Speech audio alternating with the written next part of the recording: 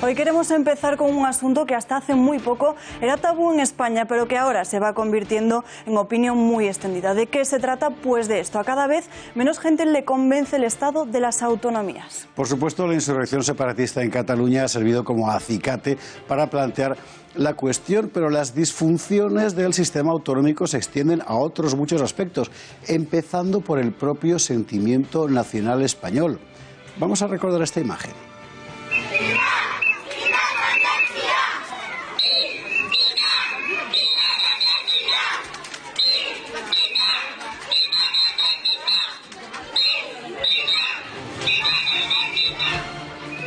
Generaciones adoctrinadas en el separatismo, desvío de fondos públicos para romper el Estado o, más comúnmente, abusos políticos y económicos para mantener fieles a las clientelas de los partidos en cada región. En esto ha degenerado 40 años después el sistema autonómico implantado en España por la Constitución de 1978. Hoy veremos en nuestro informativo varios casos. ¿De quién es la culpa? Pues esta vez la respuesta es muy clara. De una clase política irresponsable que ha empleado el sistema autonómico no para mejorar la vida del ciudadano, sino para satisfacer sus propios proyectos de poder. Unos manipulando las herramientas autonómicas para construir sus pequeños embriones de nación. Otros manejando las cuotas de poder para sentar electorado cautivo, generalmente por la vía de un gasto público disparatado. Hoy emergen a la luz las innumerables disfunciones del sistema autonómico. Competencias repetidas o solapadas, instituciones perfectamente inútiles, administraciones infladas artificialmente, mecanismos de subvenciones y ayudas perfectamente absurdos, sin otro fin que crear un electorado fiel.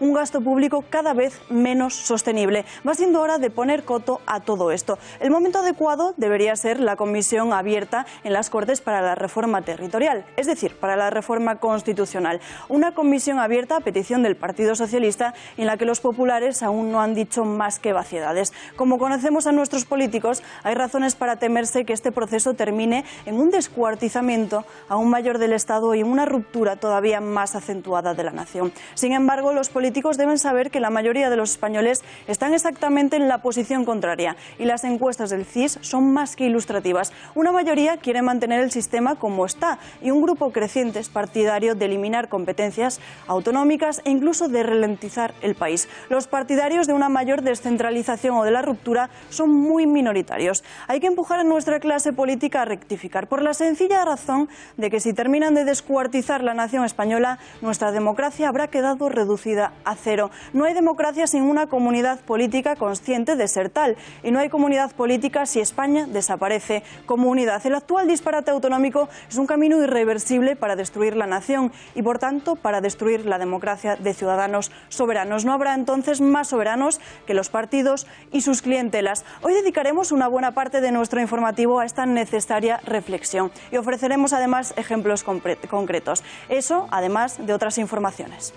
Alguien que ha escrito muchísimo sobre la cuestión es Fernando Paz. Fernando, muy buenas noches. Muy buenas noches, José Javier. Y hoy vamos a entrar a fondo en la cuestión, puesto que es algo que la gente en la calle comenta, la gente en la calle cuanto más informa, más a disgusto está, y los políticos callados como eso que está usted pensando.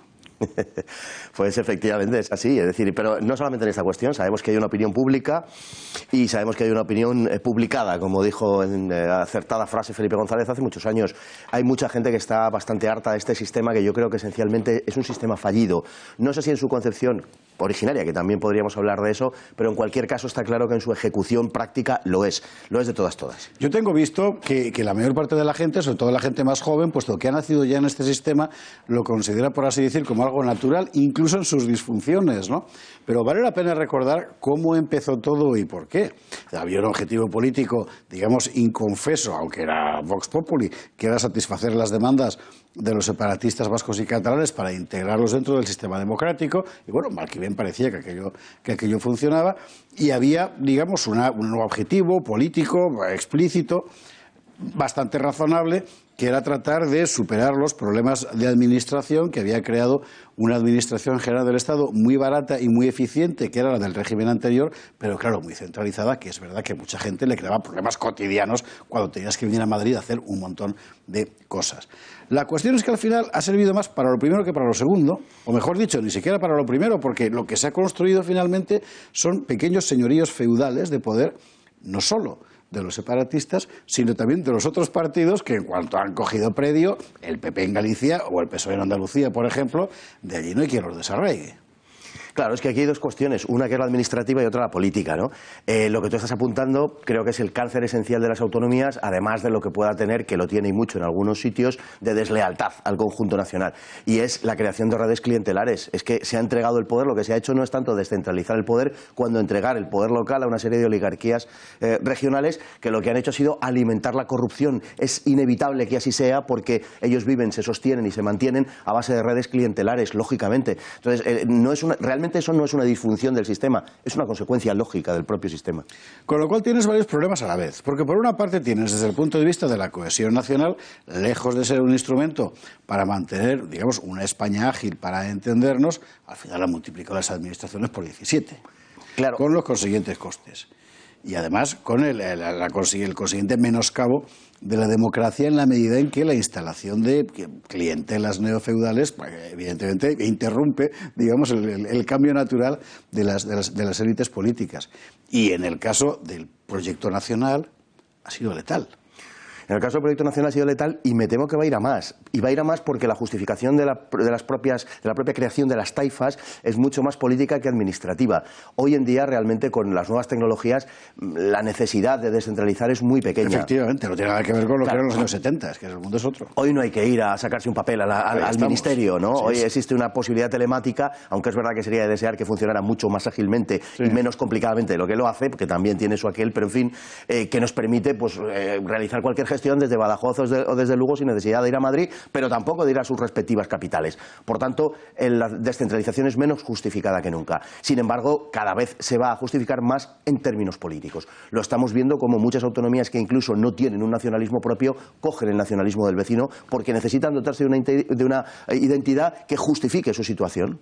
Es decir, que al final la identidad regional en muchos casos sirve para, pues muchos, prácticamente en todos, legitimar el poder de una casta permanente. Absolutamente. Y es lo que estamos viendo, por supuesto, en Cataluña y en el País Vasco, pero esto es muy importante y te meto aquí otra carta encima de la mesa, otro naipe, con la connivencia del PP y del PSOE.